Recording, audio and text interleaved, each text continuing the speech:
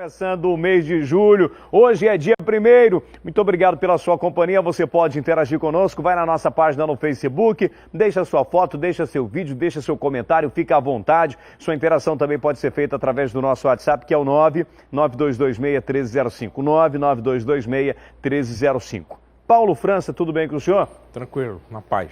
Paulo França, nós vamos começar o programa de hoje com uma belíssima imagem que foi captada no início desta quarta-feira pelo nosso repórter cinematográfico Tarcísio Éden. Olha aí o nascer do sol, Paulo França.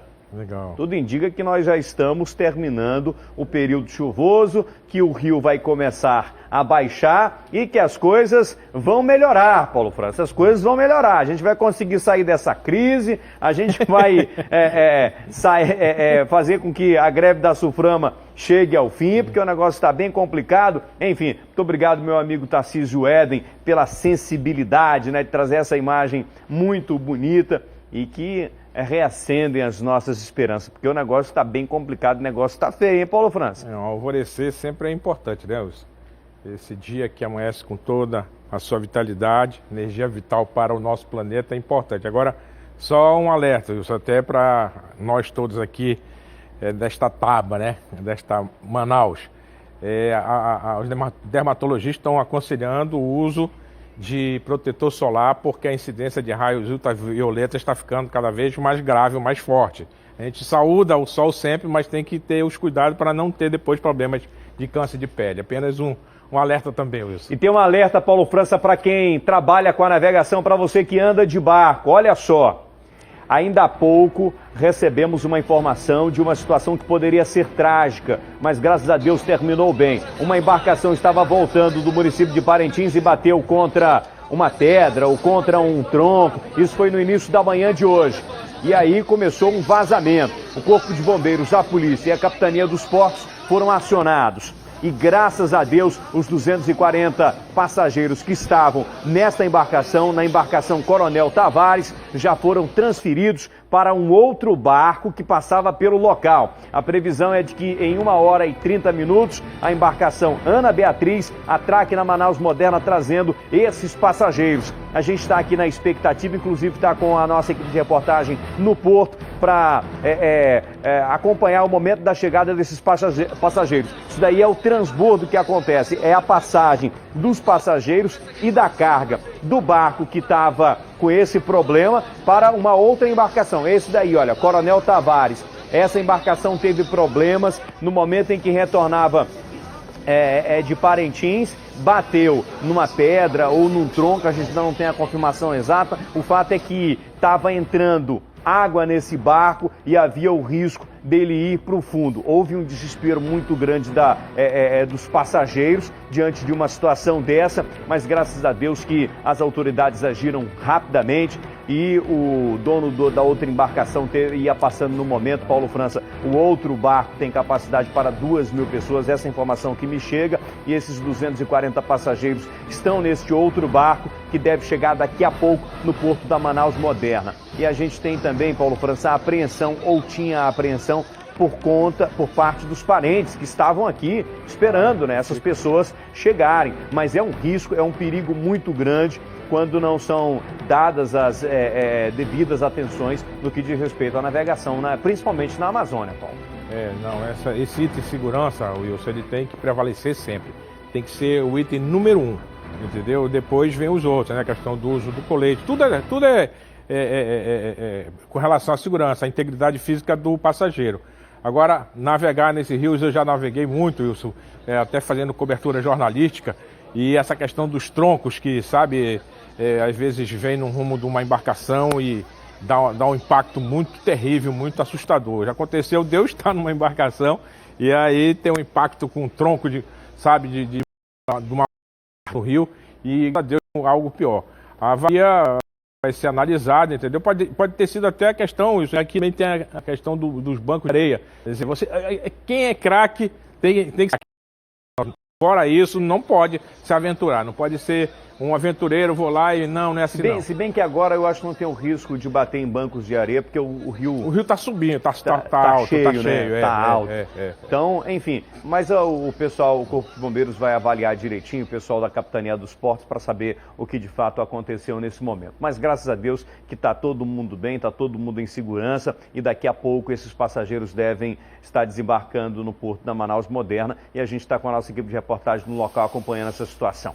Policiais militares da Força Tática apreenderam 30 quilos de drogas em uma embarcação que veio de Tabatinga.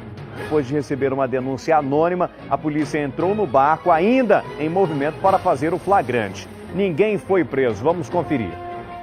Depois de receber uma denúncia anônima, policiais da Força Tática seguiram em uma lancha para abordar a embarcação suspeita, ainda no meio do rio, próximo a Manaus Moderna. No barco, os policiais encontraram 30 quilos de droga que estavam escondidos dentro deste saco. Após a denúncia chegar ao telefone funcional que fica conosco, que é o 8842-1918, desloquei a orla e me conduzi ao meio do rio numa lancha com um catraieiro que se encontrava no local. Foi feita a abordagem dentro da embarcação, ainda em movimento, e a equipe de Força Tática conseguiu lograr êxito, encontrando o material no passadiço do primeiro piso da embarcação. Mas pelas câmeras de segurança da embarcação, os policiais descobriram o momento exato em que o entorpecente é colocado a bordo. Nas imagens é possível ver um homem trazendo a mercadoria. Em seguida, o de camisa vermelha arrasta para perto das bagagens. Ninguém foi preso. Tano Manso, eu não me recordo, foi o local onde essa mercadoria ilícita entrou. Por volta de 14h30 e 15 horas da tarde, do dia 28. A embarcação, conforme a população sabe, demora 7 dias de Tabatinga a Manaus. A droga vai ser encaminhada à perícia para saber qual é o material. Possivelmente cocaína, pasta base pura de cocaína. Pela hora do vídeo, a droga foi embarcada no município de Tonantins, dia 28 de junho, às 2 horas da tarde. As imagens e a droga foram encaminhadas para o 24º Distrito Integrado de Polícia, que vai investigar o caso. E a gente já faz um apelo aqui à população, à sociedade, se alguém reconheceu esses dois que estavam nesta embarcação colocando esse produto entorpecente, liga para o telefone da polícia, liga para o 181, ajuda nesse trabalho. Você não precisa ter o seu nome revelado. Agora, a gente destaca aqui a importância do sistema de vigilância. Tem câmera de vigilância nos ônibus do transporte coletivo, tem nos micro-ônibus, tem também nas embarcações e tudo isso é importante para garantir a segurança dos passageiros e ajudar num caso como esse daí em que necessita-se saber quem foi que embarcou essa droga e essa pessoa precisa responder por isso. E logo, logo eu tenho certeza que a polícia vai chegar até essa pessoa aí que estava com essa droga. E se a droga não for dessa pessoa, que se apresente à polícia e dê também as suas explicações. E os moradores do conjunto Eldorado estão cansados da falta de segurança. Mas aí eles estão montando agora uma estratégia para discutir o assunto violência no bairro e também acionar a polícia. Eles se reuniram e compraram um celular com um plano de internet para fazer comunicação via WhatsApp. Vamos entender melhor como isso funciona. Aos poucos, os moradores do conjunto Eldorado retomam as caminhadas nas praças, mas ainda temerosos. Não dá para ficar tranquila nunca aqui. Inclusive, as crianças, quando estão ali no parque brincando, é muito perigoso, porque eles usam droga aqui direto. Então, a gente se sente muito insegura. Segundo a Associação de Moradores, pelo menos 5 assaltos por dia foram registrados na semana passada. A partir daí, o medo só aumentou. Até os muros ganharam cerca elétrica por aqui. Portas com grades e cadeados agora é comum aqui no Conjunto Eldorado. Essa foi uma alternativa encontrada pelos moradores para tentar conter a insegurança. Silvana e os vizinhos criaram um grupo no celular para trocar informações de atitudes suspeitas na área, como essa, que alerta a presença de um rapaz desconhecido sentado próximo a um apartamento. Para enviar essas mensagens direto para a polícia, esse mesmo grupo comprou este aparelho que foi entregue ao oficial responsável pelo policiamento no local. Como a Polícia Militar não dispunha de um aparelho com tecnologia para suportar o aplicativo WhatsApp, por decisão da comunidade, nós resolvemos fazer uma doação, né, à Polícia Militar de um aparelho com essa tecnologia, né, para facilitar esse trabalho, né, porque até então os policiais militares vinham fazendo uso dos seus próprios aparelhos. Segundo o comandante da 23ª SICOM, a iniciativa facilitou a comunicação. Esse estreitamento da Polícia Militar com a comunidade é fundamental, porque a informação chega mais rápido, a informação chega mais completa, né? E tem como se evitar, a partir do momento que eu presencio alguém com atitude suspeita, um veículo com atitude suspeita, né? Então pode-se ali dar um direcionamento, acionar a viatura para que chegue rapidamente ao local. Um custo a mais para garantir a segurança de quem tem medo até dentro de casa. É um custo que a gente não deveria estar tendo, né? Porque segurança está na Constituição, que o governo deveria estar nos fornecendo. Mas já que não tem, a gente tem que se unir de alguma forma, porque afinal de contas a segurança, quem está correndo risco somos nós, então a gente tem que correr atrás de alguma forma. Tá certo. Responsabilidade, né? A participação do cidadão. Aliás, tem uma sustentação jurídica nisso aí, né? Uma grande sustentação jurídica, que é a nossa participação enquanto sociedade. No artigo 144 da Constituição Federal, está lá que a segurança é dever do Estado e também de todos, incluindo nós, cidadãos. É um reconhecimento de que nós podemos contribuir, nós podemos dar a nossa parte, somar. O Estado já chegou e disse, eu preciso da colaboração, pelo menos no Rio de Janeiro. O secretário chegou e disse, olha, eu preciso da participação da população. Sabe? Em Minas Gerais, a população lá em Minas Gerais, em alguns municípios, eles se utilizam de apito. Qualquer suspeita, meu irmão, o pessoal taca apito, entendeu? E aí alerta todo mundo, o próprio milhante já fica, sabe, sobressaltado, já não vai se arvorar a sua investida. Então, parabéns, foi uma iniciativa muito louvável, não tem nenhum aspecto de legalidade nem nada, é tudo legal, a sociedade participando também do sistema de segurança. Estamos de volta ao vivo com o programa Alô Amazonas. Muito obrigado pela sua companhia. Você vai interagindo conosco, vai na nossa página no Facebook. Sua interação também pode ser feita através do nosso WhatsApp. Olha o que aconteceu durante a madrugada de hoje no bairro João Paulo.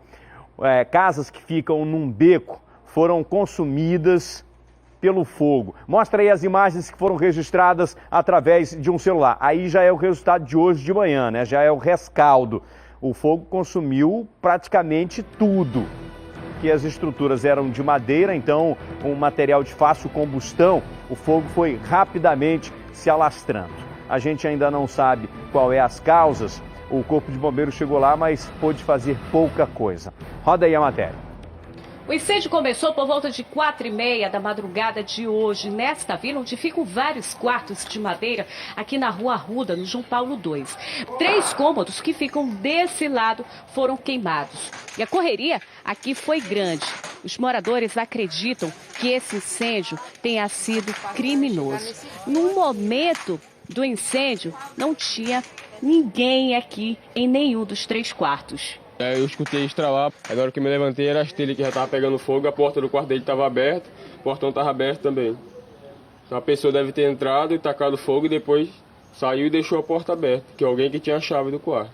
Na noite anterior ele tinha tentado furar um rapaz aqui também, aqui dentro, um espeto, ainda até furou um outro na mão do outro rapaz ali, porque ele estava querendo acusar que foi eles que roubaram as coisas dele aí. Como os quartos eram de madeira, fez com que o fogo se propagasse rapidamente. Mas antes da chegada dos bombeiros, os vizinhos se mobilizaram e tentaram apagar as chamas. Inclusive, esse vizinho aqui, morador da esquerda, usou a água daquela caixa d'água para apagar as chamas. Na manhã seguinte, a gente ainda encontrou, olha só, fumaça aqui no local. Não sobrou nada, apenas a gente ainda conseguiu identificar uma antena parabólica e essa geladeira.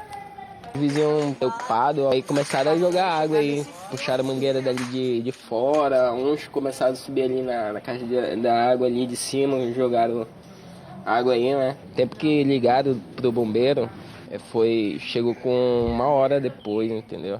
Os poucos moradores que não foram atingidos desse outro lado aqui da vila foram embora hoje de manhã. E a situação que a gente encontrou foi essa aqui, ó. Os quartos todos nos cadeados. O proprietário aqui da vila ainda não apareceu. mas a polícia já esteve, inclusive na madrugada aqui, fazendo um levantamento para apurar as causas do incêndio e vai verificar os depoimentos do morador e levantou a hipótese de que esse incêndio tenha sido criminoso. Em nota, o Corpo de Bombeiros informa que recebeu o chamado da ocorrência às 4h46 e a equipe chegou ao local às 4h52. E 6 homens foram presos e um adolescente apreendido envolvidos com o tráfico de drogas. As prisões aconteceram na Zona Norte e com eles foram encontrados ox, maconha, cocaína, quase 3 quilos de produto entorpecente. Vamos conferir. A quadrilha, que segundo a polícia era comandada por Michel Cunha Miranda, de 22 anos, conhecido como Gordinho, foi presa no final da tarde de ontem. Todos estavam em um apartamento que pertence a Júlio César dos Santos, conhecido como Gretchen. No local, a polícia pegou os integrantes embalando a droga, que era distribuída ali na área do Conjunto Viver Melhor e nas áreas circunvizinhas. É o Bonde Viver Melhor 2, né? Comandado pelo Michel, vulgo Gordinho. Temos várias denúncias anônimas aí do Michel, vários 181. E hoje conseguimos apreender aí 500 trouxinhas aí de entorpecente, uns 2,5 kg de entorpecente que ainda seria produzido pela quadrilha. A quadrilha é formada aí por 7 adultos. Eles atuavam até com rádios comunicadores para poder a polícia chegar lá e eles se comunicarem para poder esconder a droga. Essa quadrilha aí estava aterrorizando o Vermelhor 2 e o DENARC aí, através das demandas do nosso secretário, do nosso delegado-geral, conseguiu colocar na cadeia esses elementos aí perigosos. No apartamento, além dos 7 maiores de 18 anos, a polícia encontrou um adolescente de 17 anos. O menor, como sempre se utiliza nas quadrilhas, né, ele é utilizado para poder guardar o grosso da droga. Ele foi apreendido por conta disso, né, e todos os maiores vão responder por corrupção de menores. Ao todo, no apartamento foram apreendidos 141 trouxinhas de maconha, além de várias porções grandes ainda que precisava ser triturada, 39 trouxinhas de cocaína, 326 de ox, além de porções grandes também da mesma droga, e uma motocicleta. A qualificação geral é tráfico, associação para o tráfico, corrupção de menores para os maiores, e estão todos já presos, flagranteados, vão ser recolhidos para a cadeia pública já hoje. A polícia está na pressão e tem que ser assim mesmo, tem que dar pressão, tem que sufocar o tráfico. Só na madrugada de hoje na madrugada de ontem, né, já foram apreendidos 30 quilos que chegavam do interior. A polícia fez mais essa apreensão aí de 3 quilos. Tem que partir para cima, tem que tirar esse povo de circulação. Vai baixar agora todo mundo para a cadeia. E atenção, você sabia que a cada 30 segundos uma pessoa quebra um osso por culpa da osteoporose? Essa doença enfraquece os ossos, que quebram com facilidade, podendo te deixar inválido e até mesmo te levar à morte. E na menopausa, a mulher vira um alvo fácil dessa doença horrível. Por isso é preciso fortalecer seus ossos com Super Cálcio D. Super Cálcio D tem cálcio, vitamina D, ferro e magnésio para deixar seus ossos fortes e longe da osteoporose. Não é mesmo, dona Dadá? E como eu sentia muita dor, eu gastava muito com remédio para dor, eu falei, bom, eu vou tentar tomar esse remédio. Então eu melhorei muito com o Super Cálcio D.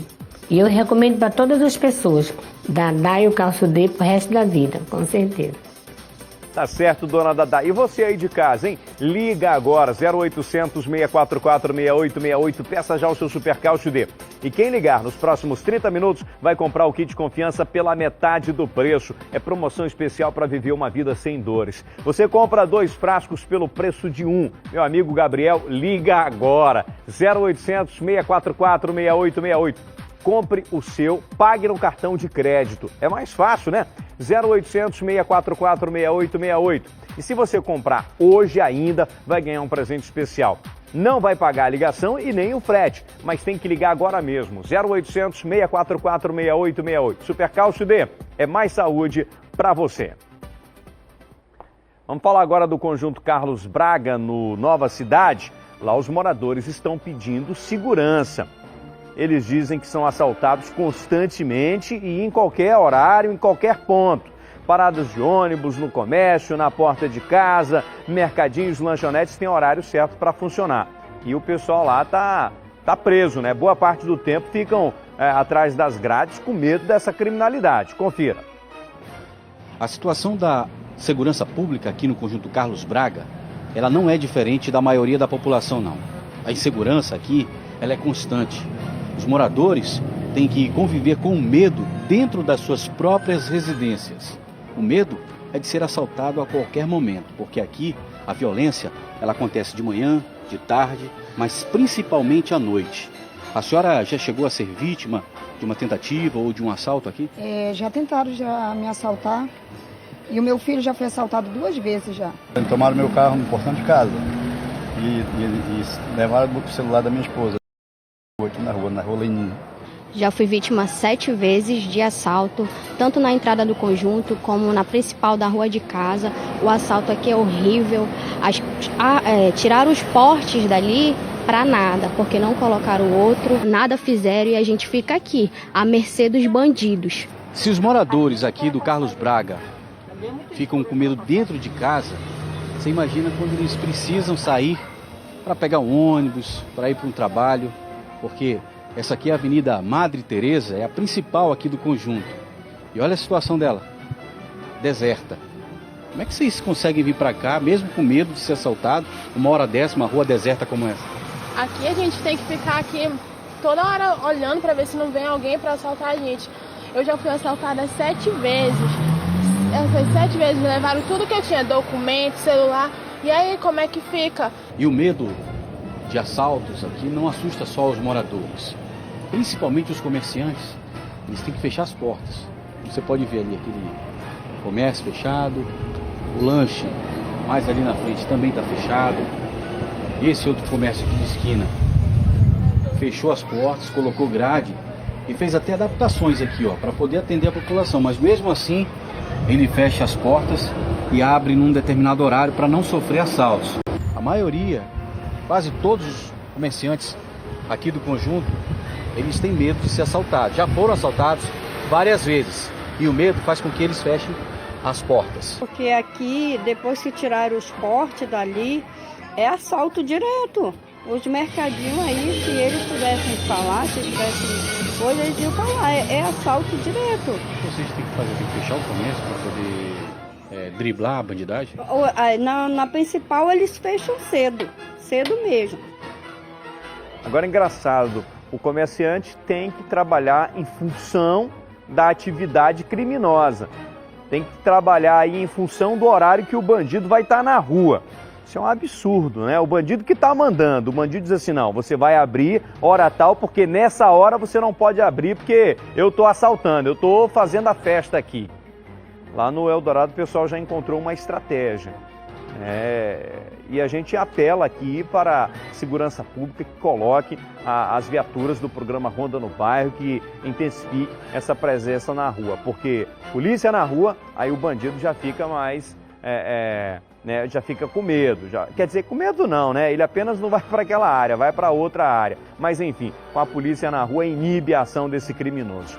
E por falar em assaltos na Zona Norte, ontem à noite bandidos levaram um carro no momento em que o dono chegava em casa, por volta das 7h30 da noite na Avenida Margarita.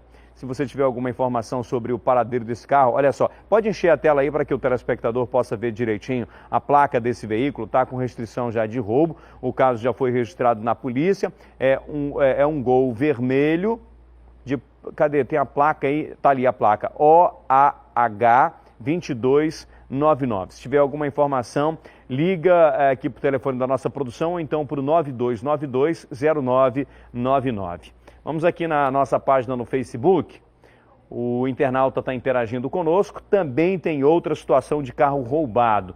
O Daniel Calheiros está falando dessa S10, né, a recompensa para quem tiver alguma informação que possa levar ao paradeiro é de R$5.000. Estou precisando encontrar essa S10, hein, Paulo França? A situação está difícil, a crise chegou.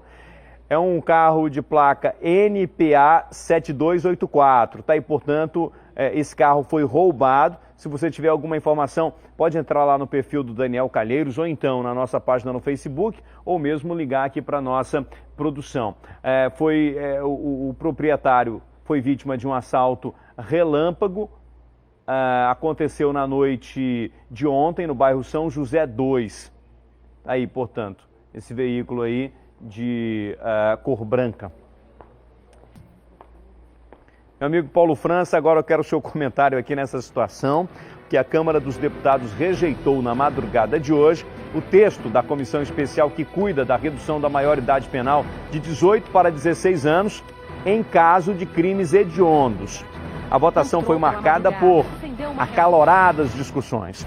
No total, 303 parlamentares votaram a favor e 184 contra.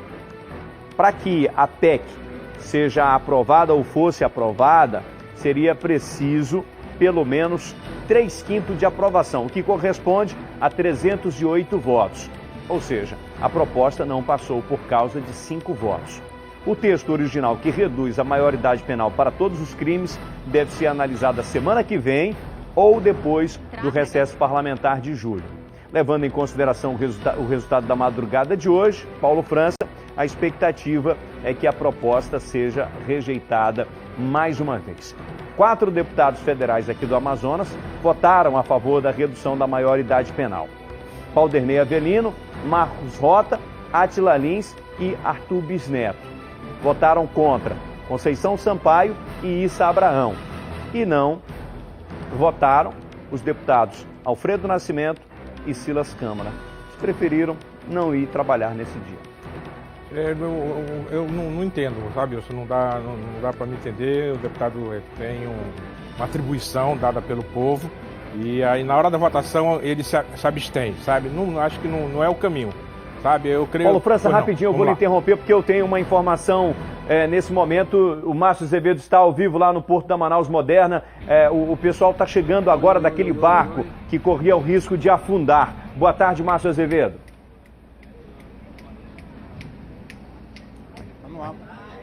Oi, Wilson Lima, boa tarde. Desculpa, a gente está regulando aqui o áudio, mas deixa eu te mostrar aqui, olha, o pessoal tá chegando aqui, olha, são passageiros que estão desembarcando nesse momento, eles vieram no barco que fez o resgate. Como é que foi os momentos lá quando houve o baque? Eu só tive que bater só bateu e tinha colete para todo mundo? Teve algum desespero? Teve, mas tu sabe, né, mulher, criança, tem que ter desespero. Muita gente desesperada e... Mas tudo bem agora? Ah, tudo bem, graças a Deus, chegamos. Olha, isso mais um passageiro, na verdade, olha, os passageiros estão descendo. O que é que aconteceu? O barco Coronel Tavares, que saiu de Parintins, por volta de 9 horas, colidiu com um tronco no Rio Amazonas, ali na área do Puraquequara, região da Terra Nova. E aí esse barco começou a verter água para dentro. O comandante, segundo informações do Corpo de Bombeiros, botou equipamentos de motobomba para drenar essa água para a área externa e pediu ajuda. Um barco que passava, o Ana Beatriz, parou ao lado e resgatou esses passageiros. E o barco aportou aqui no Porto de Manaus, no Roder, há cerca de 15 minutos, e agora os passageiros estão descendo. Senhora, muito desespero na hora? Ele não. Não veio nele? Olha, o pessoal está dizendo que não veio, mas o pessoal veio que não quer falar. A gente vai tentar conversar com mais gente aqui, Wilson, porque a gente já teve outros relatos aqui de muito desespero durante esse evento que aconteceu no barco aqui. Deixa eu ver uma passageira aqui. Senhora, só um minutinho, como é que foi lá na hora da batida? Eu não vi, não posso falar, não vi. Olha, a senhora estava acordada na hora da batida? Tava. Como é que foi? Eu não sei dizer, bateu num pau, acho que furou o barco. Mas a tripulação informou tudo para vocês, deu todas as informações? Não, no momento não deu não. Demoraram a falar? Não falaram foi nada. Como é que vocês souberam mesmo o que estava acontecendo? Porque estava enchendo de água o barco, todo mundo ficou desesperado. O socorro veio como? Demorou, porque não veio nem socorro, veio por agora quase que veio no navio Carolina. Já estava aqui perto da Manaus quando aconteceu? Já, não estava muito perto não. E o medo na hora, hein? Ai, Deus me livre, foi um desespero, Deus me livre, desespero mesmo. Tinha muita criança no barco. Tá bom. Obrigado, como é que é seu nome? Grace. E que dona Grace? Grace Silva do Amaral. Tá aí, Wilson, mais uma passageira e a gente tem esses relatos aí de que faltou informação da tripulação, mas a gente já confirmou que existiam coletes, coletes salva-vidas suficientes.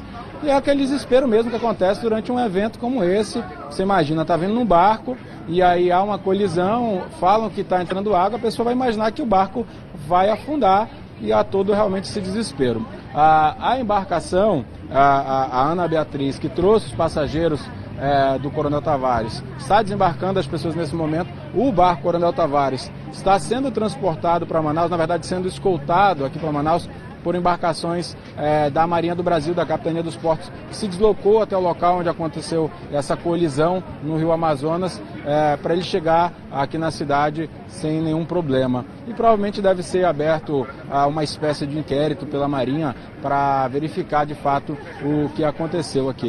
Eu vou ver se eu converso com mais alguém para dar detalhes. Vocês estavam no barco? Vocês estavam no barco? Como é que foi lá na hora da batida? Houve muito desespero? Teve, sim. Tinha colete suficiente? Não, tava tudo fora da validade. Fora da validade? Fugiu. E como é que vocês se viraram lá na hora?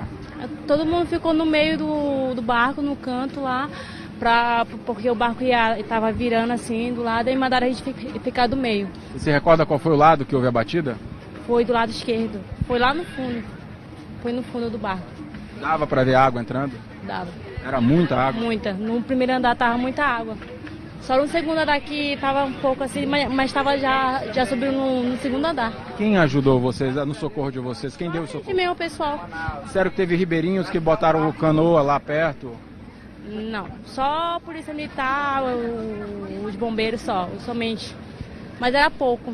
Na verdade, o susto de quem curtiu a festa de Parintins na volta... Foi perigoso, foi muito horrível. Mas tá bem agora? Tá. Como é que você chama? Adriane.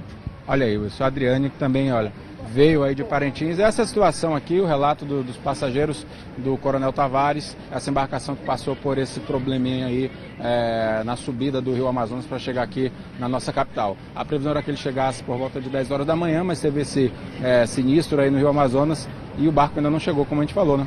Os passageiros tiveram que vir transportados aí numa outra embarcação na Ana Beatriz. Eu volto com você. Tá certo, os passageiros continuam desembarcando no Roadway de Manaus, ali, ali próximo da Manaus Moderna. E nós vamos mostrar agora imagens que foram recuperadas do momento em que o barco Ana Beatriz, a porta, olha aí, o barco Ana Beatriz. Esse daí estava passando... por onde estava o Coronel Tavares, que apresentou esse problema e pegou os passageiros. Esse daí tem capacidade para 2.000 passageiros, é isso, né, minha diretora? 2.000 passageiros. Então, os que estavam no Coronel Tavares tem capacidade para 240, trocaram de embarcação, passaram para essa daí, e esse daí é o momento em que em que o barco, a porta, e aí todo mundo desce em segurança, graças a Deus, mas aí eu fico imaginando, Paulo França, o desespero. Já imaginou você estar na embarcação e olhar para o andar de baixo e a água subindo, meu amigo? É um desespero total. Isso agora tem algumas coisas que precisam ser observadas aí, Wilson. Ela falou dos coletes que estavam, inclusive, com validade vencida. Aí você vê a água subindo, você olha pro colete, está vencido? Está vencido, meu amigo, aí tu toca o terror. Agora eu entendo o seguinte, talvez é importante, sabe, que o comandante da embarcação, ele faça os alertas e tudo mais, mas aí talvez por um zelo, talvez por um cuidado, para não causar muita agonia, muito desespero nos passageiros, talvez ele tenha se contido, mas é o momento, sabe, chegar e dizer, olha... E principalmente isso, a Capitania dos Portos, ela tem que, vez por outra não, constantemente fazer uma averiguação da questão do colete, da segurança, do número de passageiros, sabe? A superlotação nos nossos barcos é uma constante, então tudo isso tem que ser observado. Por segurança das pessoas, dos passageiros principalmente. Graças a Deus que todo mundo chega em segurança. Essas imagens foram feitas ainda há pouco, foram resgatadas pela nossa produção, no momento em que o barco Ana Beatriz chega. Essas daqui são imagens ao vivo do desembarque que é feito por lá. O Márcio Azevedo está acompanhando toda essa movimentação. Se o Márcio Azevedo tiver algum outro detalhe e quiser complementar, fique à vontade. Mas graças a Deus que está todo mundo chegando em segurança. A gente não tem informações da carga, Paulo França, porque se a água subiu até o primeiro andar, é possível que alguma carga tenha sido perdida, né, por conta dessa subida da água. E o que a gente percebe é que esse pessoal que está vindo de Parintins é o pessoal que foi para curtir o Festival Folclórico de Parintins. Estou vendo ali o pessoal com camisa do Garantido, camisa do Caprichoso, o pessoal ali com acessório, com parte de fantasia, enfim, é o pessoal que foi curtir. E aí, no finalzinho, Paulo França, na volta, levou esse susto. Mas graças a Deus que nada mais grave aconteceu. A embarcação Coronel Tavares está sendo escoltada até Manaus e aí a Capitania dos Portos vai investigar o que causou essa situação e qual é a responsabilidade dos donos, dos proprietários desta embarcação, para saber se estava com documentação em dia, como é que estão os coletes têm que estar dentro do prazo de validade, enfim, a matéria completa você confere logo mais no A Crítica na TV. Paulo França, vamos voltar a falar sobre a redução da maioridade penal. Ontem, a Câmara dos Deputados rejeitou a PEC, a proposta de emenda à Constituição que reduz de 18 para 16 anos a maioridade penal para os crimes hediondos. E aqui eu estava falando dos deputados do Amazonas que votaram a favor e daqueles que votaram contra. Issa Abraão e Conceição Sampaio votaram contra. Os outros votaram a favor. Alfredo Nascimento e Silas Câmara não votaram porque não estavam presentes na sessão. Eu não aceito, sabe, a abstenção do voto de um deputado. Ou é a favor ou é contra. Não pode ficar em cima do muro, não pode ser murista. Principalmente o Alfredo Nascimento, que é presidente de um partido. Entendeu? Então, sabe... Partido nacional, né? Nacional. Então, sabe, tem que ter postura, tem que chegar lá e decidir, sabe? Talvez eles estejam naquele número de abstenções. Agora, um detalhe importante é que foram 303 votos a favor, entendeu? E 184 contra. Então, a minoria... Por incrível que pareça, a minoria prevaleceu porque ela retirou os votos que precisava de 5 votos. 5 votos só. Vai ter mais uma votação porque já. Para ela ser aprovada, você precisa de 3/5, né? 308 votos, Wilson. 308. E eu entendo o seguinte, que isso aí, como é que chama? O Eduardo Cunha hoje detém uma grande margem de mobilização, de manobra na Câmara dos Deputados. E ele agora sabe que precisa de 5 votos. Então, na próxima votação, não sei não, sabe? É porque ele já demonstrou, isso é importante, isso, sabe, para o Parlamento brasileiro, para a vida do povo brasileiro, saber que tem uma Câmara Federal que não se submete, ela vota, se articula, se debate. Eu acompanhei os debates bem acalorados, mas, sabe, num nível de respeito, mostrando dados, quem era a favor mostrava os dados, quem era contra, sabe, também, estatísticas, enfim. Agora, é importante ressaltar que fica pesando na vida do povo brasileiro essa questão. As pessoas que estão votando contra, contra, elas têm que ter uma grande responsabilidade. Elas têm que, às vezes, prestar contas para a população, para a família das vítimas, quando o menor estupra, quando o menor mata, enfim. Então, sabe, tem que ter... Aqui não é 2 pesos, 2 medidas, não. É um posicionamento que eu estou assumindo. Vamos aqui na nossa página no Facebook, as pessoas estão interagindo conosco sobre esse assunto, Paulo França.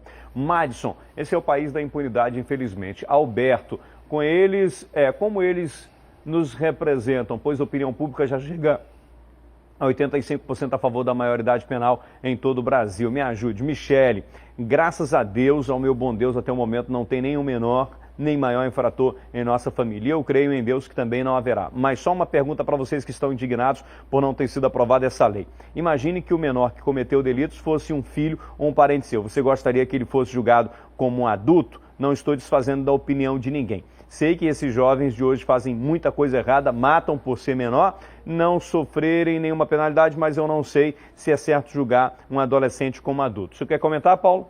Eu quero, eu tenho consciência dessa história de... e aí se fosse um parente seu? Se fosse um parente meu, cada um, aliás é até bíblico isso, cada um tem que responder pelos seus próprios atos, seus pensamentos, suas ações. E está lá no Código Penal, matar alguém, não diz que, olha, você tem tal idade, claro que tem que ver um ordenamento, mas lá é matar alguém, é menor ou não, entendeu? 16 anos ou não, enfim... há muita justificativa pálida, entendeu? Hipócrita até, para dizer, não, quer dizer, eles podem. E se fosse um parente meu, eu não sei o que eu faria. Agora, com certeza, quando chegar no seu parente, aí você vai dizer, aquele pessoal que era a favor tinha razão, sabe? Quer dizer, eu não uso de hipocrisia, não. Mônica, sinceramente, se o menor mata, rouba, etc., igual um adulto, por que ele tem que ser tratado diferente? Raimundo, enquanto ele e as suas famílias estão em suas fortalezas, carros blindados e toda a sua segurança, se referindo aos parlamentares, nós estamos aqui sendo vítima desses bandidos menores. Bandido é bandido, não importa a idade. Aqui um detalhe, Wilson, tem que haver um tratamento aí, eu quero ressaltar essa questão da preocupação. Tem que ter um tratamento sim, enquanto eles estiverem presos, sabe? Se a lei passar, Aí tem que ter uma estrutura. O Brasil tem uma mania de não pode fazer nada, não pode agir nada, não pode, sabe, encaminhar nada. Porque nós estamos tão incompetentes, a gente não tem capacidade de chegar e montar uma estrutura prisional para juvenil, separado lá dos adultos, da criminalidade já escolada, e um sistema que, sabe, apreenda e retenha os menores no outro sistema. Pô, os Estados Unidos faz isso. Sabe, vários países fazem isso. Aí nós aqui, abestados, sabe, do Brasil, nós não podemos fazer? Sem ação da paciência. Estamos de volta ao vivo com o programa Alô Amazonas. São 12 horas e 50 minutos. Eu quero mandar um abraço muito especial para o pessoal do Salão Maison Lu. Fica lá no Vieira Alves. Para Cláudia Mota, Lídia, Joyce, Neila, Vânia, Neide, Gláucia. Está todo mundo acompanhando o programa. Muito obrigado pela companhia de vocês. Segura lá. Quero mandar um abraço muito especial também para o meu amigo Emerson. É um cara que controla o drone, esteve lá em Parintins. Obrigado, meu amigo, pela sua companhia. E o governador José Mello determinou que os funcionários da Cefaz façam o serviço dos funcionários da Suframa, que estão em greve. Esse assunto já havia sido discutido, mas não colocado em prática. A medida é para evitar mais prejuízos para o Estado com essa paralisação. Confira. De acordo com o governador José Mello, o Estado já contabiliza um prejuízo de 297 milhões de reais na arrecadação do ICMS este ano. Só no mês de junho, o imposto sobre circulação de mercadorias e serviços teve uma queda de 8%. E um dos fatores que contribuíram para que a crise econômica atingisse o Amazonas com mais intensidade foi a greve da Suframa, que já dura 40 dias. Enquanto os servidores cruzam os braços, milhares de toneladas de mercadorias aguardam por liberação. Por isso, o governador resolveu buscar ajuda na Secretaria de Fazenda do Estado. Já estamos trabalhando para um arcabouço jurídico que possa permitir que não só os fiscais da Suframa possam agir nesse sentido do licenciamento, que na falta deles, toda a estrutura, e o Estado tem uma estrutura monstra de fiscalização, possa atuar de forma permanente. Com a decisão, Cefaz e Suframa devem trabalhar juntas na liberação da carga parada e agilizar os descontos em impostos. A previsão do governo é que ainda esta semana os técnicos da Cefaz comecem a trabalhar no desembaraçamento de mercadorias. Além de ajudar a liberar as cargas retidas, eles também devem atuar como fiscais para verificar se realmente os servidores da Suframa estão cumprindo os 30% de indicativo de greve. Outro ponto que deve ser observado é se as cargas estão sendo liberadas no prazo de 10 dias, estabelecido pela Justiça. Houve uma decisão do juiz federal determinando que os fiscais da Secretaria de Fazenda pudessem cumprir o papel de licenciamento das mercadorias, que era prerrogativa apenas dos fiscais da Suframa. Depois essa decisão ela foi revogada por um outro juiz federal. E quando eu lia a matéria que ele produziu, eu tinha uma interpretação e eu liguei para ele. E ele me disse que a minha interpretação está correta. A decisão dele não exclui que os nossos fiscais da Secretaria de Fazenda continuem também trabalhando no licenciamento. Ele apenas determinou que um percentual de fiscais da Suframa volte ao trabalho. O presidente da Câmara de Dirigentes Lojistas ainda não tem um levantamento preciso dos prejuízos da greve da Suframa, mas acredita que a medida adotada pelo governo vai levantar o ânimo do comércio. É de uma importância imensa desses técnicos estando lá para verificar se a quantidade, se o volume, se aquilo realmente está acontecendo, de acordo com o juiz federal, está realmente sendo realizado. A paralisação dos servidores da Suframa é por tempo indeterminado. Eles só voltam ao trabalho caso seja derrubado no Congresso o veto da presidente Dilma ao reajuste salarial da categoria. E a reunião da Suframa no Senado, que aconteceria hoje, foi adiada por falta de quórum. Foi remarcada para o dia 14. A greve dos servidores segue até essa data, de acordo com o que for decidido nessa reunião. E mais um anúncio de greve, dessa vez são os servidores da Justiça Eleitoral, além de mais 3 órgãos que estão em greve simultaneamente, o que representa prejuízos para usuários e para a economia do Estado. Confira. Na segunda-feira, servidores do Tribunal Regional Eleitoral, Tribunal Regional do Trabalho e Justiça Federal do Amazonas entraram em greve por tempo indeterminado. A bandeira da categoria é a aprovação no Senado de um projeto de lei complementar que atualiza o plano de cargos do Poder Judiciário da União, que, de acordo com os grevistas, está defasado há 9 anos. Na Universidade Federal do Amazonas, já são 70% dos professores e quase 100% dos técnicos administrativos paralisados. A greve acontece desde o dia 15 de junho e ainda não tem prazo para encerrar. De acordo com os docentes, os alunos não devem ser prejudicados. Da Assembleia que aprovou a deflagração da greve no dia 9 de junho, no outro dia, nós encaminhamos à reitoria um ofício solicitando a suspensão do calendário acadêmico, e a nulidade daquelas atividades de ensino realizadas a partir do dia 15. Depois de muito tempo, finalmente, a reitoria convocou essa reunião do CONSUNE, que será agora na próxima sexta-feira, dia 3. Então, o Conselho Universitário da Universidade Federal do Amazonas não terá como não suspender o calendário acadêmico, porque a instituição não pode funcionar com 2 calendários. Paulo França, greve em tempo de crise, aí piora, né, meu amigo? Wilson, eu quero aqui me posicionar como sempre o faço, E num certo momento eu apoiei integralmente essa greve da SUFRAMA, entendeu? Dos servidores da SUFRAMA, porque não pode se dar tratamento desigual a iguais, aquela atividade que também ela é concernente ou vinculada ao governo federal. Então, tem o direito? Tem. Faz a greve? Faz.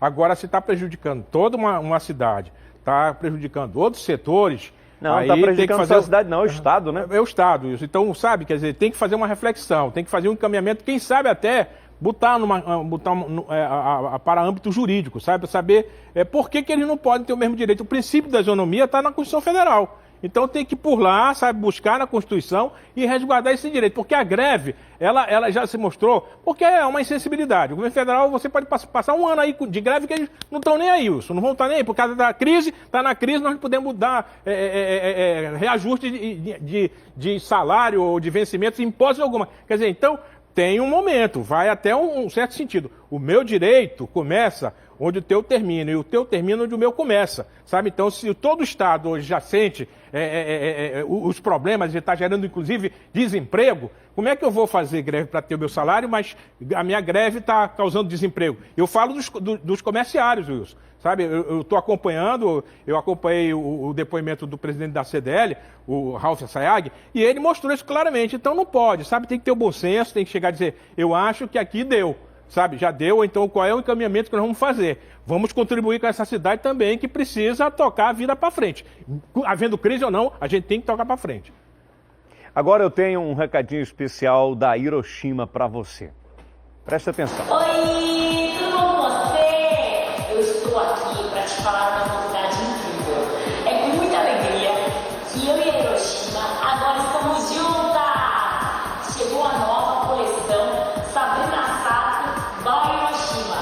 É uma linda coleção de moda, gente, com o meu estilo, com as roupas que eu gosto de usar, assim no dia a dia, que eu gosto de usar as tendências de moda atuais e com a excelente qualidade que a Hiroshima tem e que você já conhece, né? Você vai encontrar toda a minha coleção exclusiva nos catálogos Hiroshima. Então peça logo o seu catálogo Hiroshima e comece a vender muito. Eu tenho certeza que você vai arrebentar de vender. Ó, se você é vendedora Hiroshima, cadastre-se agora mesmo no site, tá bom? www.hiroshima.com.br. Vou fazer muito sucesso. Viva Hiroshima! Eu tô muito feliz. Beijo, gente!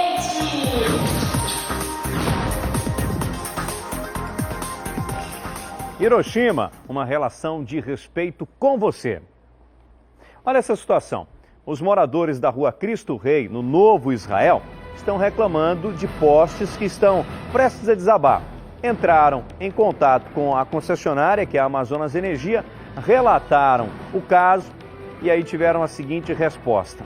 Olha só, vai lá com o pessoal do Alô Amazonas, conversa com a produção e pede para eles filmarem aqui. A gente vai dar uma olhada para saber se de fato há necessidade da troca. Foi essa história que foi contada lá para nossa equipe. Bora ver se os postes precisam mesmo ser trocados? Então atenção, Amazonas Energia, gruda o olho aí na tela. Roda aí a matéria.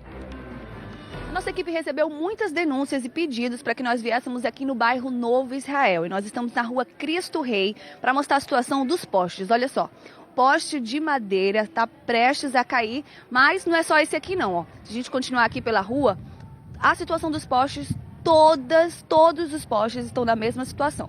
Todos estão empenados, mas tem um que está um pouco mais crítico. Ele está para cair em cima de uma casa e a gente vai lá conversar com o pessoal porque eles estão muito preocupados desse poste cair. Já fizeram várias solicitações, já pediram para ser trocado, mas o pessoal da Amazonas Energia deu a sugestão para eles que eles ligassem para gente, pro Alô Amazonas. Pediram que nós fizéssemos uma reportagem para ver se dava para trocar o poste, porque ele disse que a substituição desses postes é bem complicada. Vamos lá? A gente vai conversar agora com uma das moradoras que ligou para a gente e tem um poste na frente da casa, Dona Oneide. Bom dia, Dona Oneide. Dona Oneide, dá para ficar tranquila com esse poste aqui? Não dá, uma preocupação muito grande. Todos os postes não estão prestando mais, está comprometido, né? E tem muita criança aqui nessa rua também. Qualquer hora e momento isso pode virar aqui, porque se aquele lá cair, vai puxar todos os postes. Vai prejudicar minha casa, a casa de todos os vizinhos, não é só minha não. Já veio o rapaz da Amazonas Energia, quase todo dia isso aqui dá o problema, ele vem, troca tudo, mas ele disse que tem que chamar uma reportagem, porque eles não podem fazer nada, o trabalho deles só é trocar.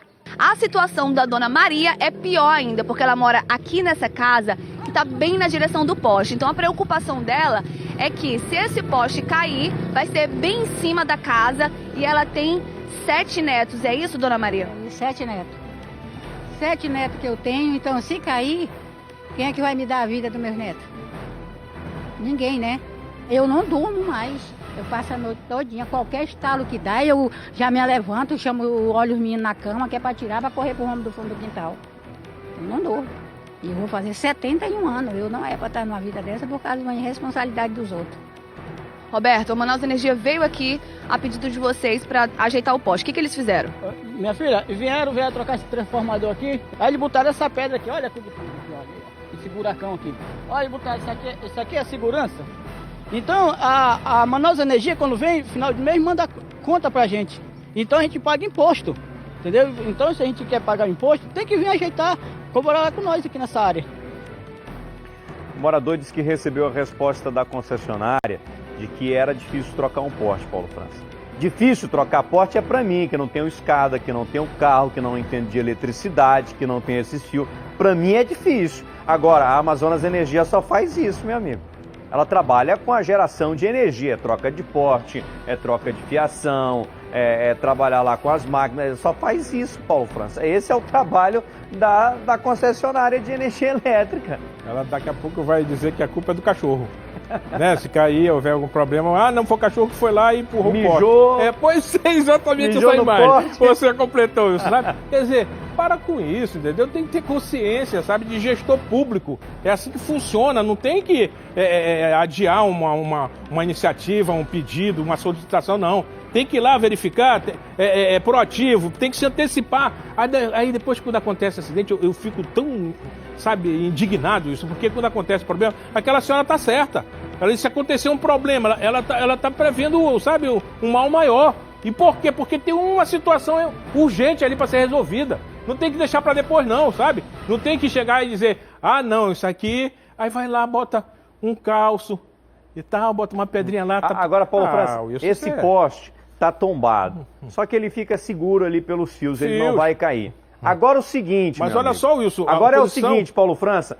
Coloca um poste desse tombado na frente da tua casa com a tua família lá dentro e com um transformador em cima. Tu vai confiar no negócio desse? Não, Deus me livre. Né? Mais... Coloca um poste desse na frente da casa de qualquer cidadão. Quem é que vai confiar, hein, Paulo? Olha aí. Tá mais pra torre de Pisa, né? De Pisa, entendeu?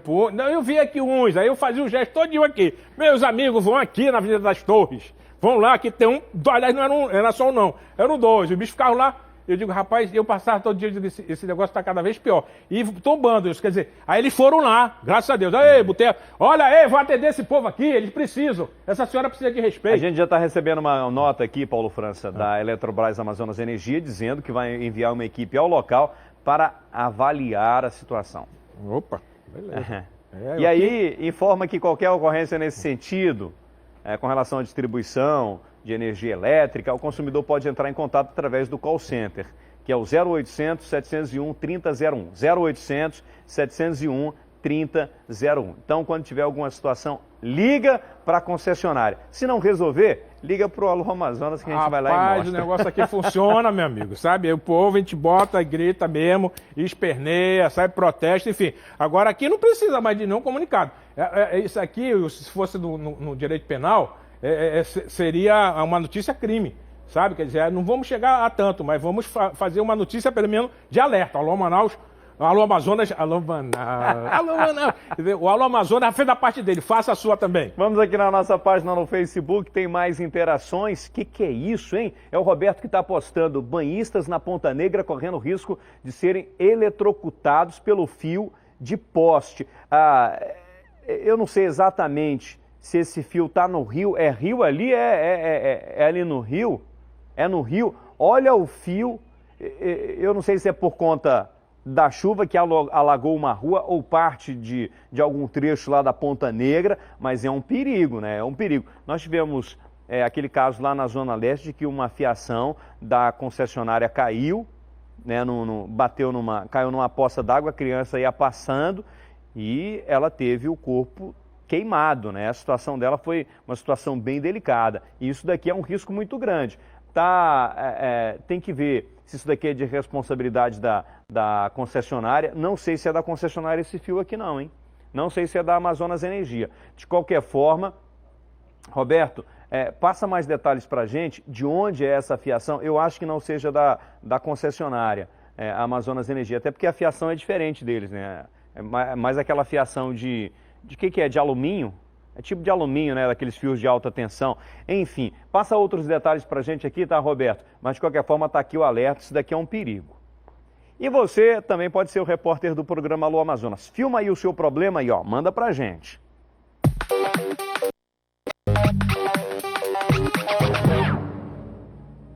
Vamos lá então aqui no nosso mapa. O problema está chegando da Zona Norte.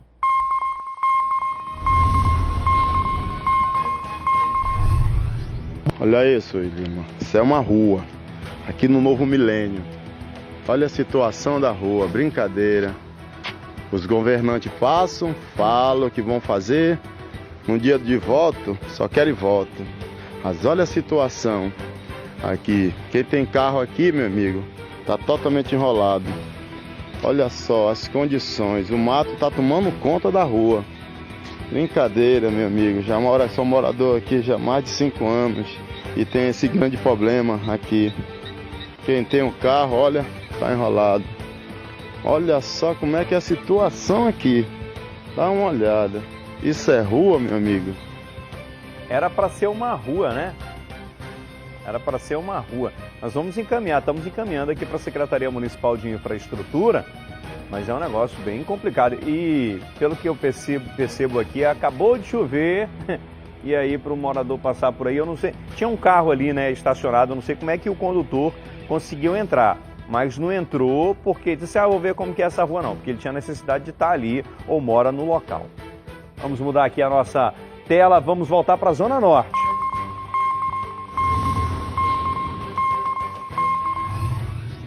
Wilson, essa é a situação da rua Colombo Ladislau, no Riacho Doce 3. Precária a situação, a prefeitura realmente é um descaso total pela comunidade do Riacho Doce. Veja só a situação mesmo. Isso porque hoje não choveu, né? E é assim direto a rua. O esgoto corre para cima da pista, ocasionando essa situação. Não choveu, mas o que tem de lama por lá, hein, meu amigo Paulo França? Wilson, é um ponto que precisa ser muito bem observado, sabe? É uma referência hoje, saneamento, sabe? Básico, asfaltamento, sabe? Calçada, estrutura social, enfim. para a gente dizer que é desenvolvido ou não. Nessas condições aqui, por favor, vai lá, faz o trabalho decente, sabe? Nem jogar um picho vagabundo lá, entendeu? Tipo cuspe, tipo saliva, e aí acontece, a primeira chuva que vem leva, sabe? Então tá na hora de respeitar, tratar as pessoas com muita decência. Agora ele falou o voto, é bom você já se programar para fazer a biometria, porque não vai ser só Wilson, a identificação e tudo, não. Você vai ter que ter a identificação, mas vai ter que colocar o dedão. Então vai lá, faz, já se atualiza, marca direitinho para você se capacitar enquanto cidadão. Estamos de volta ao vivo com o programa Alô Amazonas. Quero agradecer o convite que estou recebendo aqui. Mostra aí, Pepinho, do Arraiá, que vai acontecer lá no Vieira Alves. É da Associação de Empresários do Vieira Alves. Vai ser nos dias 4 e 5 de julho, sábado e domingo. Vai ser na rua Itanana, ao lado do Empório Rodrigues. Muito obrigado pelo convite, minha amiga Adlines Moreno, que é a presidente da associação de lá. E olha só, Pepinho, o que eu recebi aqui. Fecha aqui, ó. Olha aí. O que você acha? Paulo França já olhou. Paulo França já levantou a sobrancelha. Cadê o Guma? Cadê o Guma? Sumiu? Pepinho, segura aqui, guarda. Vem comigo, Célio. O Célio não... Aí, segura aí, meu amigo Pepinho. Não vai comer, Pepinho. E mais um container tombou em Manaus. Foi na Avenida Silves, no bairro Raiz, na Zona Sul. Olha aí, de acordo com a Polícia Militar, a carreta desnivelou e ficou parcialmente atravessada entre as avenidas Silve e Atlântica. Ninguém ficou ferido, mas o trânsito ficou congestionado. Agentes do Manaus Trans estão no local desviando o trânsito enquanto o veículo é retirado da via. E a gente sabe o quanto esse procedimento é complicado, o quanto esse procedimento é difícil, porque trata-se de um veículo pesado. Me parece que não há mais carga nele, ou se havia, já foi retirada a carga, o que torna menos complicado esse procedimento. Mas é mais um acidente envolvendo veículo pesado. Ontem nós tivemos um na Mário Ipiranga Monteiro, recentemente tivemos aquela situação da jornalista Humberto Calderaro Filho, mais conhecido como Paraíba. Tá aí a situação. Eu acho que não estava em movimento, eu acho que o container estava estacionado, né? Estava lá para ser retirada ou carga embarcada nele. Olha aí, tem carga, né? Ou a carga estava sendo desembarcada, e aí deve ter havido o solo cedeu ou estava mal posicionado. Enfim, está aí uma situação, mais uma situação envolvendo esses veículos e contêineres, né? Carga pesada, contêiner. E na madrugada de hoje, um cano da Manaus Ambiental estourou na Avenida Mirra, no bairro João Paulo. Além do desperdício de água, o trânsito ficou daquele jeito. Olha aí, trânsito complicadíssimo. A situação mais difícil é para o pedestre, né? Que acaba sendo molhado, né? A respingo dessa lama aí. Enfim, complica a vida de todo mundo. Roda aí a matéria. Pista molhada, água transbordando e, como vocês podem ver, o desperdício é grande. Este é o resultado de um cano que estourou na madrugada de hoje neste trecho da Avenida Mirra, principal avenida do bairro João Paulo II, na zona leste da cidade. De acordo com moradores, essa não é a primeira vez que o cano estoura nesse lado aqui da avenida. Acho que a força é muito grande de água e não aguenta. Aí ele abre. Já abriu aqui acho que umas 7 vezes nessa rua. Os carros vão passando e vai piorando ainda mais a situação, principalmente veículos pesados como caminhões e ônibus que têm de passar por cima do cano estourado. Porque passa muitos carros aqui, aí começa um buraco e não vem fechar o buraco, aí fica essa situação aqui precária de água. Vai demorar, vai faltar água nas casas, aí vai ser aquela calamidade. O trânsito aqui neste trecho da Avenida Mirra ficou bastante complicado, mas também ficou complicado para o pedestre, que tem de utilizar o pouco espaço que sobra das calçadas. Mas o medo é que essa água molhe para quem vai passando desses dois lados. Por isso, muita gente atribui a culpa não só à Manaus Ambiental, concessionária de água, mas também à Secretaria Municipal de Infraestrutura, pela qualidade do asfalto que foi feito aqui na via. Nós estamos achando que o asfalto é muito péssimo, sabe? Nós estamos achando de um asfalto melhor, sabe? Se Deus quiser. O asfalto já demora a chegar, Paulo França, e quando chega é dessa qualidade. Isso é um piche, rapaz, isso é picho, sabe? Os vereadores deveriam... A Câmara Municipal, ela é fiscal da prefeitura e tudo, vai lá e verifica se os centímetros estão corretos ou não. Esse cidadão já disse, está da pior qualidade. Agora, na chamada, seu Wilson, você já colocou o pessoal da SAM lá de prontidão, e aí já estão deslocando. É boa. O Alô Amazonas é assim, é dinâmico, né? Então o pessoal da SAM já está se deslocando para lá, o Jorge Caresta acaba de informar, que estão se deslocando para lá, para o João Paulo, para dar uma solução para esse problema. Bacana, assim que tem que ser. Hoje deve ser resolvido, né? Hoje, você fez a chamada e aqui o Alô Amazonas falaram. Certo, o pessoal da SAM que fiscaliza e também o pessoal da Manaus Ambiental. E tem flagrante chegando aqui no programa Alô Amazonas. É uma cena de desrespeito ao usuário do transporte coletivo. As imagens foram feitas no Terminal 5 de Integração, na Zona Leste. Observe, este ônibus parado é da linha 085 da empresa Global Green. Olha só o que vai acontecer. Os passageiros ainda estão entrando no coletivo. O ônibus não está tão lotado assim, mas deve lotar. Olha o que vai acontecer na sequência. As imagens foram gravadas aí, foi celular isso daí ou não, minha diretora? Enfim, olha só o que faz o motorista. O motorista arranca, coloca o veículo em movimento, tem gente ainda pendurada ali na porta. Olha o risco que corre esse passageiro que está ali. E o motorista, ó, vai embora. Pode acontecer isso, Paulo França? Pode acontecer? A gente já tem uma dificuldade tão grande, uma demora tão grande para a chegada do ônibus, o passageiro anda naquele aperto, naquela situação, e aí o motorista, olha aí, Paulo França, o motorista simplesmente vai embora. Quem entrou, entrou, quem não entrou, ó, já era. Olha aqui, olha ali aquela senhora, olha como é que fica, meu Deus do céu. A senhora tá com um bebezinho ali, tá com um filho, ia entrar na sequência, Paulo França, o motorista já não quis nem saber. Dispara. É uma inconsequência, sabe?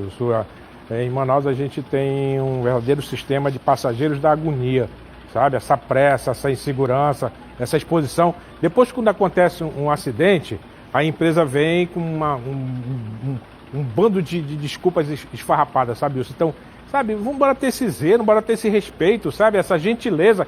Tem que ser gentil com quem paga o meu salário. Sabe, eu acho que essa a conclusão que tem que se chegar. Se o usuário que paga o meu salário, eu tenho que respeitá-lo, eu tenho que tratá-lo com gentileza. Fazem curso, não sei o que, alertas, sabe? Na hora do movimento de reivindicação no paredista e grevista, aí vamos embora apoiar, vamos embora pedir apoio da população, mas quem paga o salário não é o empresário é apenas um concessionário. E aí o usuário é que paga o teu salário. Então, sabe, uma relação de gentileza não custa nada. E respeito, você viu uma senhora com uma criança, pelo amor de Deus. E a Secretaria de Estado de Saúde tem novo titular. Já eu vou dizer quem é. Não saia daí, eu já volto. E todos os dias tem o programa Amanhã no Ar, a partir das 6h30, e você já começa o dia muito bem informado. É apresentado pela Daniela Sayag. Daniela, boa tarde. Olá, Wilson, e você que assiste o Alô Amazonas, olha só, no Manhã no Ar desta quinta-feira a gente vai falar sobre alergia alimentar. Um problema muito comum, mais do que a gente imagina, principalmente entre crianças. E você aí que está comprando um apartamento novo, uma casa, deve ficar atento às normas de vistoria do seu imóvel. Nós vamos dar dicas aqui no Manhã no Ar para você não ficar no prejuízo. Tem também as principais notícias do dia, tudo o que acontece na madrugada da nossa cidade, às 6h30 da manhã, aqui na TV A Crítica, e eu espero você. Tá certo, muito obrigado, até lá.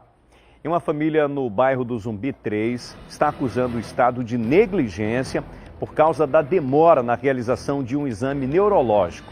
Vamos entender essa história na reportagem da Débora Holanda.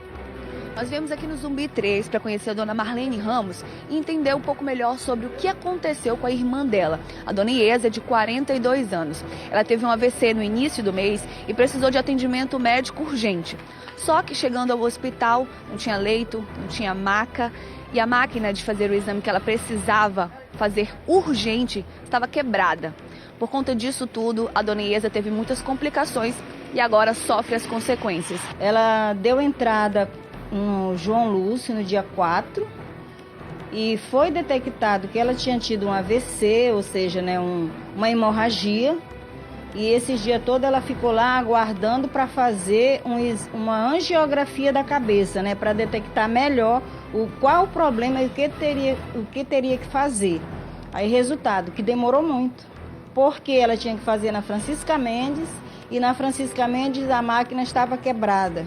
O hospital adventista também fazia, só que não tinha vaga. Santa Júlia também estava com problema a máquina, mas estava fazendo a manutenção. Aí logo que arrumasse, eles iam colocar ela para fazer, né? Depois que nós conseguimos fazer o exame, foi no dia 16, quando ela fez a angiografia da cabeça, só que ela passou mal, né? A pressão subiu, ela teve como uma convulsão, né? E já voltou de lá sem reagir. E antes disso, na verdade, ela não tinha espaço no João Lúcio, né? Então ela teve que ser transferida para o Santa Júlia para fazer os exames depois de todo esse tempo e agora ela retornou. Agora ela retornou. Ela não tinha um leito. Ela ficou esses 12 dias, esses 16 dias ela ficou no corredor. E o que os médicos dizem? O doutor que estava cuidando dela no João Lúcio disse que ela precisava desse exame porque sem esse exame ele não podia fazer nada, né? Isso significa dizer que o tempo passou e o caso dela foi ficando mais grave. E o que a senhora espera para agora, dona Marlene? Agora, no estado que a minha irmã se encontra, eu gostaria que, se possível, eu acho que é obrigatório o Estado indenizar, né? Porque ela é uma mulher que tinha um sonho pela frente, fazendo faculdade, boa de saúde, entra numa situação dessa. Agora ela vai depender de fraldão, vai depender de produtos para cuidar, para que não venha acontecer, que venha acontecer esse ferimento, né? Por muito tempo deitada, entendeu? Eu queria que, por favor, alguém que pudesse, né? Um advogado dar entrada nisso aí, porque eu sei que não vai ser fácil.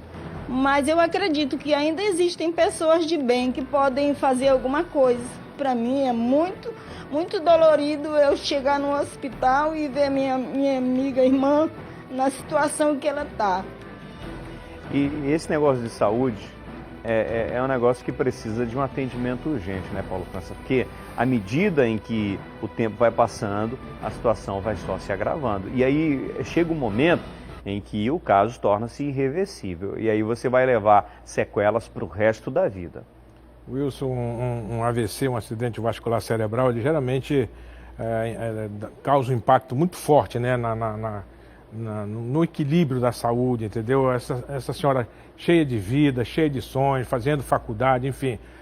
Wilson, a Defensoria Pública ela pode tomar a iniciativa de fazer esse pedido, essa ação por indenização a danos que ela com certeza vai sofrer ao longo da sua vida. Agora o Estado, de pronto, Wilson, deveria tomar uma iniciativa e dizer, não, com o período de atividade laboral dela, qual era e tal, sabe, expectativa de vida, e sabe, tomar uma iniciativa, o Estado tem que ter, sabe, o bom senso, sabe, de chegar e dizer, o problema foi causado em função de toda essa estrutura, ou a falta de estrutura do Estado, foi. Então, sabe, tomar iniciativa, é uma questão humanitária, até vários estados fazem isso. Vários estados, vários governadores fazem isso. Então, o nosso poderia seguir esse caminho, sabe, e reconhecer o dano que foi causado a essa senhora, a essa família. A Secretaria Estadual de Saúde informa que um dos equipamentos de hemodinâmica da Fundação do Coração Francisca Mendes apresentou um problema técnico e, por isso, procedimentos neurovasculares foram adiados, incluindo algumas angiografias de pacientes internados em tratamento no Hospital e Pronto-Socorro João Lúcio. A Suzane diz ainda que adotou todas as medidas para resolver o problema do equipamento e providenciou a contratação emergencial do serviço de hemodinâmica na rede privada, com a finalidade de dar andamento à agenda de exames e procedimentos diagnósticos, como no caso da paciente mencionada na reportagem. E ainda há pouco, o governo do estado empossou o novo secretário de Estado de Saúde, é o Dr. Pedro Elias. Vamos conferir. Houve uma mudança na Secretaria de Estado da Saúde do Amazonas. O governo do Amazonas continua o mesmo. Ele tem um programa que foi aprovado pela população com a eleição do professor José Mello na última eleição. E o nosso grande desafio, na verdade, é tentar manter esse programa e a sua execução na ponta. Obviamente que nós vivemos um outro Brasil em relação ao Brasil de 2 anos atrás.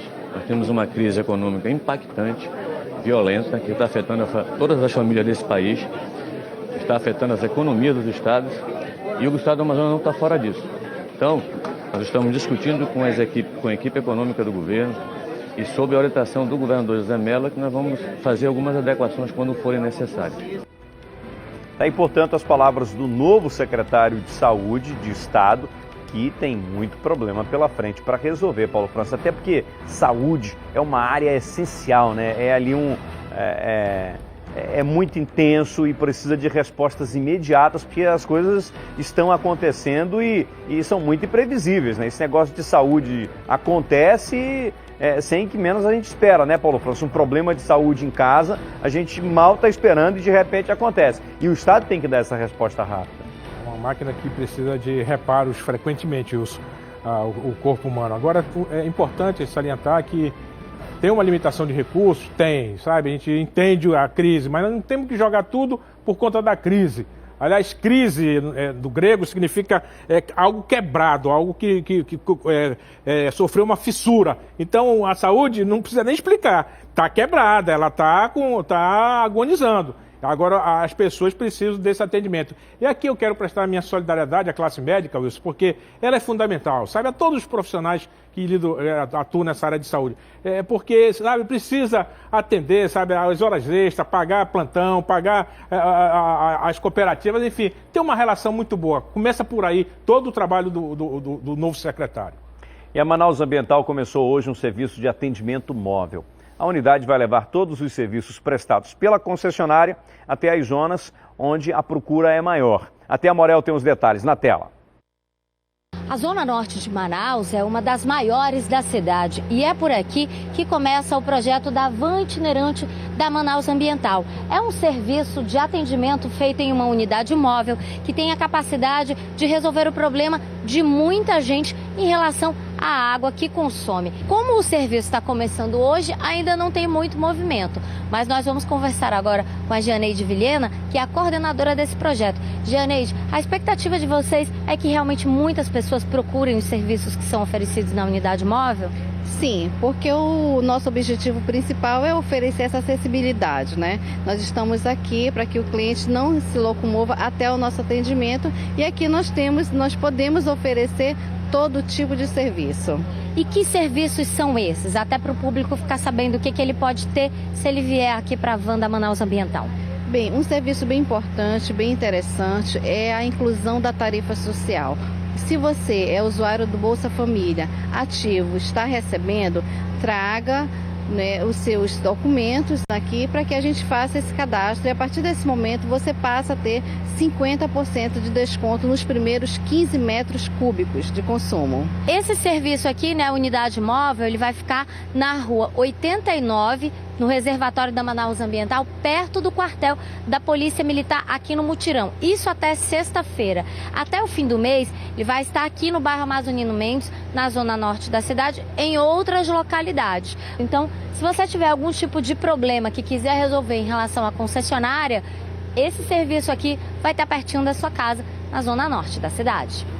E tem muita bronca para Manaus Ambiental resolver aí, Paulo França. Bacana, uma boa iniciativa, Wilson, essa proximidade com o usuário. Isso é bacana, muito boa a iniciativa. E por falar em bronca, ainda há pouco nós mostramos a situação da Avenida Mirra, onde um cano da Manaus Ambiental havia estourado. Já temos solução? O Jorge Carresto informou que já o problema foi resolvido.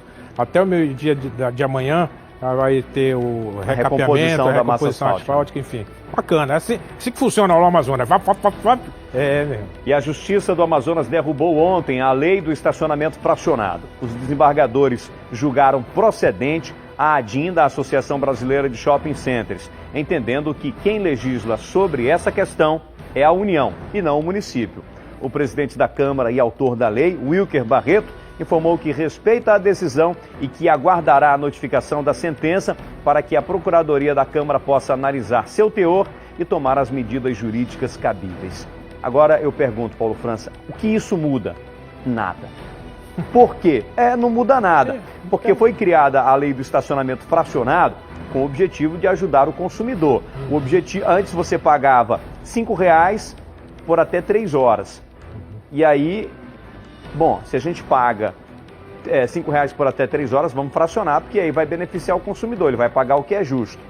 Houve a lei, o que os empresários fizeram? Majoraram o preço, foi lá para cima. E ao invés de beneficiar o consumidor, acabou prejudicando. E quem acabou sendo beneficiado com essa história? O empresário. O empresário visa lucro. Então, para os donos de estacionamento, tá tudo bem. Ninguém quer mudar mais, Paulo França. Tá fracionado, então pronto. Em time que está ganhando, ninguém mexe. Ou seja, nós vamos continuar no prejuízo. Não muda nada. Mas é o abuso do poder econômico, né, Wilson? Eles impõem e aí dispõem da forma como bem entendem. Pode haver um recurso nesse caso aí. O presidente parece que vai recorrer. Vamos embora? Você não quer mais trabalhar? Rapaz, até pro chocolate, Guma. Para entregar aqui o brigadeiro para você tinha sumido, rapaz? Eu tava amanhã a gente está de volta ao vivo. Tava ajudando o Pepinho. Como o Pepinho estava aqui sozinho, rapaz? Ele mandou fazer Ele que me ajudou.